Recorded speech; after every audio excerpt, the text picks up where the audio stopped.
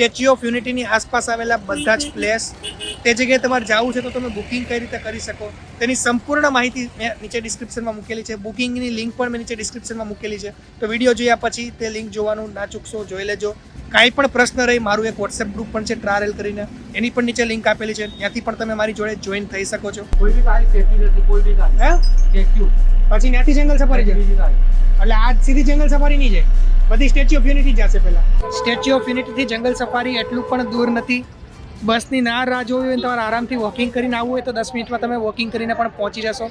પાછળ મસ્ત સરદાર સરોવર ડેમનો નજારો, અને અહીંયા તમને બસ ઉતારી દેશે. સામે છે પેટ ઝોન, એની સામે છે આખું જંગલ સફારી. તો ચાલો ધીરે ધીરે અંદર. પહેલેથી જ અમે ટિકિટ લઈ લીધી છે 200 રૂપિયાની, તો થોડાક ફોટોગ્રાફી બધું કરી અને ડાયરેક્ટલી આપણે અંદરની તરફ જઈએ.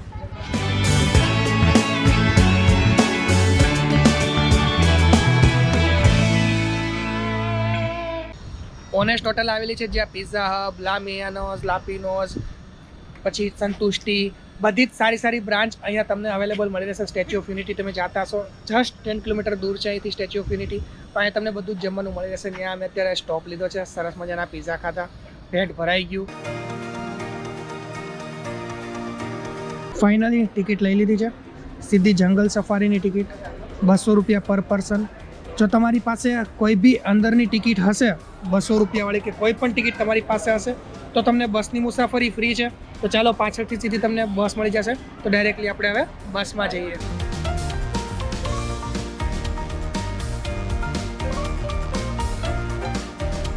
એકતાનગર બસ પોર્ટથી તમે કોઈ પણ બસમાં બેસશો, સૌથી પહેલાં તમારે સ્ટેચ્યુ ઓફ યુનિટી જવું પડશે.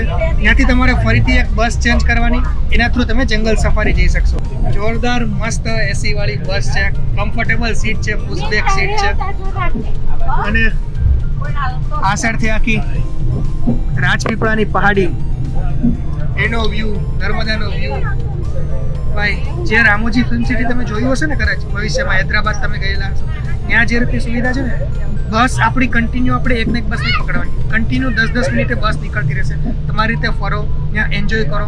તમે પાછા સ્ટોપ ઉપર આવશો તો તમારે જે બસમાંથી ઉતરાશો એ બસ નહીં, એના સિવાયની બીજી બસ તમારી ત્યાં અવેલેબલ હશે, એમાં બેસી જાઓ. એના પછી ફરીથી નેક્સ્ટ બસ લો, એના પછી ફરીથી નેક્સ્ટ બસ લો. એ રીતે કન્ટિન્યુ આપ આરામથી તમારી જર્ની કમ્ફર્ટેબલ રીતે કરી શકો છો. તો ફાઇનલી બસમાં અમે સ્ટેચ્યુ ઓફ યુનિટી પહોંચી ગયા છીએ. પાછળ આ તમે બસ સ્ટેન્ડ જોઈ શકો છો.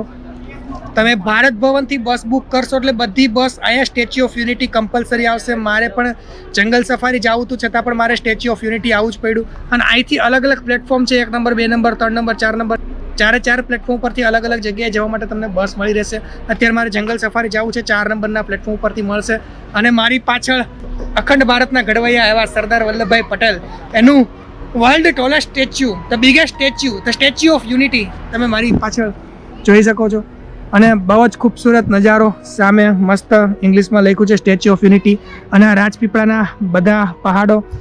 પાછળની સાઈડ છે સરદાર સરોવર ડેમ, અને જે અત્યારે મજા આવી રહી છે, જે ડેવલપ કર્યો છે આખો એરિયા, ભાઈ જબરજસ્ત. અને સુવિધા પણ એવી જોરદાર છે. તમે અહીંયા આવશો, તમે બસ લઈ લેશો, એક પણ રીતે તમે હેરાન નથી થવાના.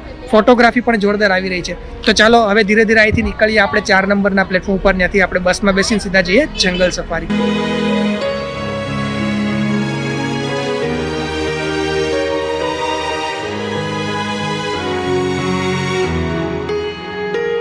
સ્ટેચ્યુ ઓફ યુનિટીથી જંગલ સફારી એટલું પણ દૂર નથી. બસની ના રાહ જોવી હોય તમારે આરામથી વોકિંગ કરીને આવવું હોય તો 10 મિનિટમાં તમે વોકિંગ કરીને પણ પહોંચી જશો. પાછળ મસ્ત સરદાર સરોવર ડેમનો નજારો, અને અહીંયા તમને બસ ઉતારી દેશે. સામે છે પેટ ઝોન, એની સામે છે આખું જંગલ સફારી. તો ચાલો ધીરે ધીરે અંદર. પહેલેથી જ અમે ટિકિટ લઈ લીધી છે 200 રૂપિયાની, તો થોડાક ફોટોગ્રાફી બધું કરી અને ડાયરેક્ટલી આપણે અંદરની તરફ જઈએ. જંગલ સફારીની એન્ટ્રી કયો કે એક્ઝિટ કયો, એ જગ્યાએ તમને ફૂડ ઝોન મળી જશે. બહુ જ સુંદર ડેકોરેશન સાથે સિટિંગ અરેન્જમેન્ટ છે. એના સિવાય અહીંયા ઓનેસ્ટ છે, એક ફિર કોફી ડે છે, એન્ડ અમૂલ પાર્લર છે. આ 3 જગ્યા છે. ત્યાંથી તમારે કંઈ બી ઓર્ડર કરવું હોય તો તમે કરી શકો છો. અને પ્રાઇસ ઓલમોસ્ટ 12 કરતાં ડબલ છે. તો ટ્રાય કરો, ભૂખારીઓ મારા જેવા મધ્યમ પરિવારમાંથી આવતા હોય તો. બાકી છે બિઝનેસ પોતાનો, કરોડો રૂપિયા છે, તો આરામથી તમે ખાઈ શકો છો. સ્ટેચ્યુ ઓફ યુનિટીની જ પોતાની બસ છે, તે આપણને અહીં સુધી ડ્રોપ કરી દેશે જંગલ સફારીના બહારના ગેટ સુધી. ત્યાંથી પણ તમે ટિકિટ લઈ શકો છો. અંદરથી તમે કોમ્બો ટિકિટ લીધેલી હશે તો પણ તમને એન્ટ્રી મળશે. જે રીતે તમને અનુકૂળતા હોય બધી જ પ્રકારની ટિકિટ, કોમ્બો, સિંગલ, બધીના પ્રાઇસ બધું તમને સ્ટેચ્યુ ઓફ યુનિટીની વેબસાઇટ ઉપર મળી રહેશે. તો ફાઇનલી હવે એન્જોય કરીએ જંગલ સફારીનો. આમાં બોલીને તો તમને કંઈ ના કહી શકું, પણ જે બી મુવમેન્ટ, જે વસ્તુ મને જોવા મળશે તે બધી વસ્તુ હું આપની સમક્ષ શેર કરીશ. તો નાનું એવું જંગલ સફારીનું ટ્રેલર થઈ જાય. 3, 2, 1, લેટ્સ સ્ટાર્ટ.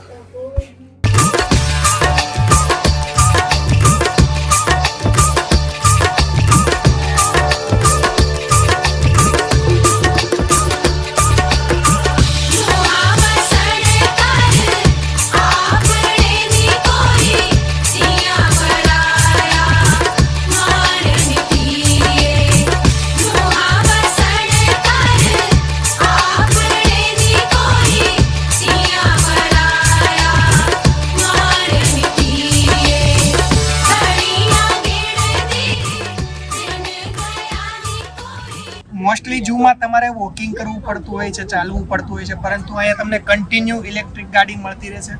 વોકિંગ બહુ ઓછું છે, તો એ વડીલો માટે સારું છે કે જેને જોવું હોય મોટા લોકોને, તો એના માટે બહુ આ ફાયદા જેવી વસ્તુ છે. દરેક જગ્યાએ ગાડી મળશે. તમારું નામ શું છે? લક્ષ્મણભાઈ. મજા આવે દરરોજ નવા ટુરિસ્ટોને મળીને. અત્યારે આપણે રીંછ, શિયાળ, જંગલી કૂતરા એ બધી વસ્તુ જોઈએ. હવે આગળ સિંહ, વાઘ એ તરફ જોવા જઈ રહ્યા છીએ. તો ચાલો એન્જોય કરીએ જંગલ સફારીનો. 200 રૂપિયામાં બધો ચાર્જ ઇન્ક્લુડ છે. આ ગાડીનો ચાર્જ પણ ઇન્ક્લુડ છે.